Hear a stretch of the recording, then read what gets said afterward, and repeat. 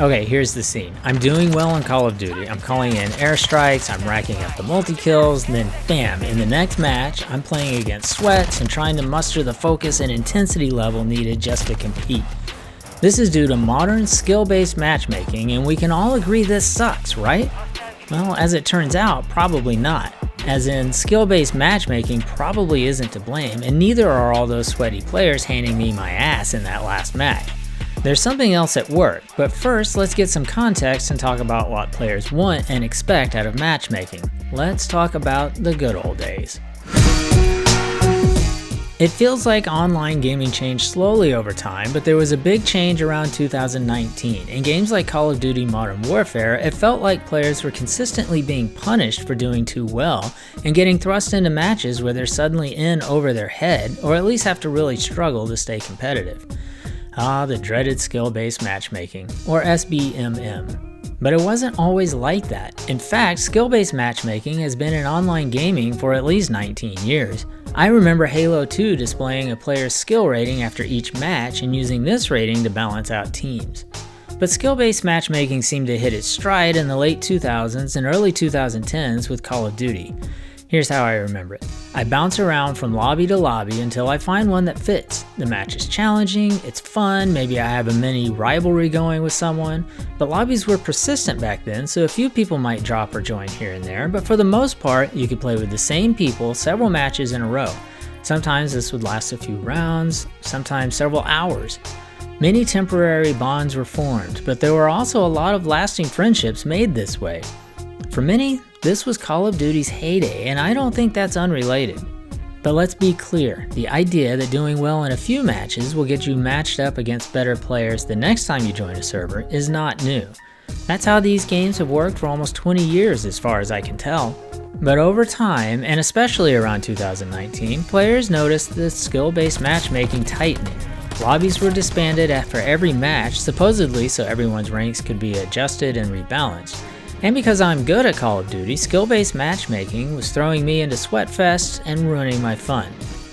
Except that's not true at all. I mean, I'm 49, my reflexes are shot, and these days I'm probably an average player at best. So why am I playing lifers with every camo unlocked? If skill-based matchmaking had tightened up the way we think of it, shouldn't we all be playing people that are roughly the same skill? Isn't that the whole point? Most of us play enough games against enough opponents that our skill rating should be fairly accurate, especially after a game has been around for a few weeks or a few months. But if we're all playing against the same skill of players, shouldn't everyone be getting roughly the same number of kills and deaths, for example?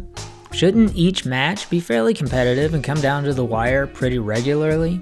But that's not the experience at all.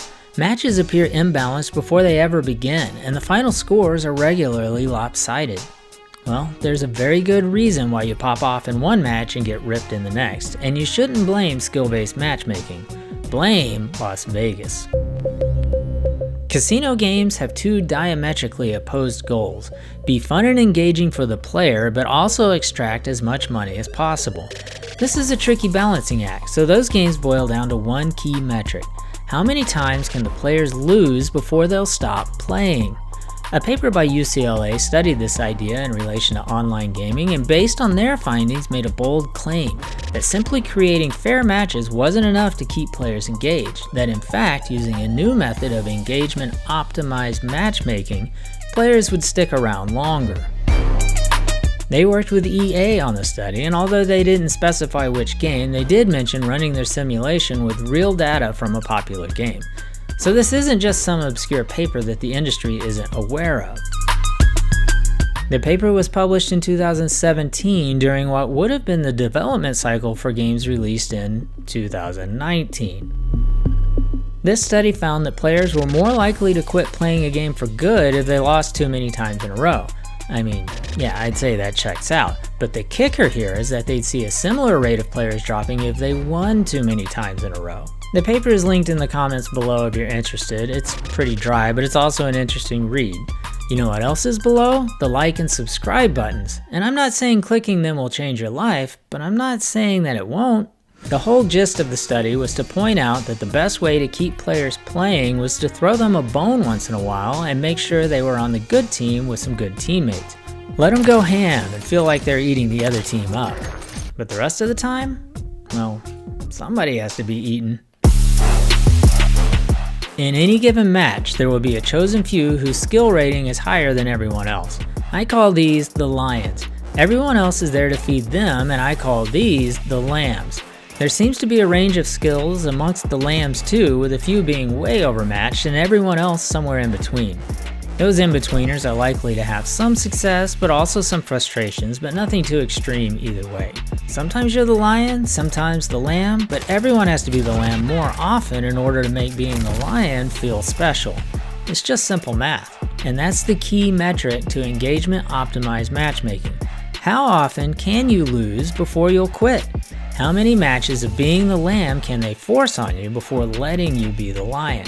Because the lion matches keep you going, but there can only be a few lions in each match or else the whole thing falls apart. And the longer you play, the more likely you are to buy the season passes and skins and weapon blueprints. So we really are back to be fun and engaging, but also extract as much money as possible. Honestly, this explains everything. I don't have any inside knowledge, and I'm not aware of anyone coming out and saying this is definitively how matchmaking works now, but it seems incredibly obvious. This is why lobbies are lopsided. This is why matches aren't as consistently competitive as they should be. This is why I can go 24-4 in a match right after being a bullet pinata. And it changes my whole mindset while I'm playing. If I go off, then I can assume I was punching down. And now if I'm in a match and everyone seems to be better than me, I know the lions in the match were due for a pick-me-up and I was the closest lamb. Those lions are now more likely to stick around and spend money, and I just have to suffer being a lamb until it's my turn. But I'm still not spending money in the shop, and I think we'd be better off if we'd all stop spending money in the shop. But that's probably a topic for a different video. I don't know. I genuinely want to be good at Call of Duty, but how can I know where I actually stand? It reminds me of racing games that are programmed so the AI drivers will always speed up or slow down for you so the race is competitive no matter how well or how badly you drive. But under this model, the AI would not only beat you a bunch, but it would occasionally allow you to win. Where's the fun in that? How can you know if you're getting better or getting worse at a game under these conditions? So this all feels weird to me and super manipulative. So this all feels weird to me and super manipulative. Oh my god, I said manipulative. I have so much trouble with that word. But it does raise a lot of questions. If players play longer under this system, doesn't that mean they're enjoying it more? Are players actually enjoying it more, or are we just being emotionally manipulated more effectively? Does a gambling addict enjoy a slot machine more than a tourist? Either way, it's time to let skill-based matchmaking off the hook. So yeah, check out my channel. I've got some other Call of Duty content, both long form and shorts, and thanks for watching.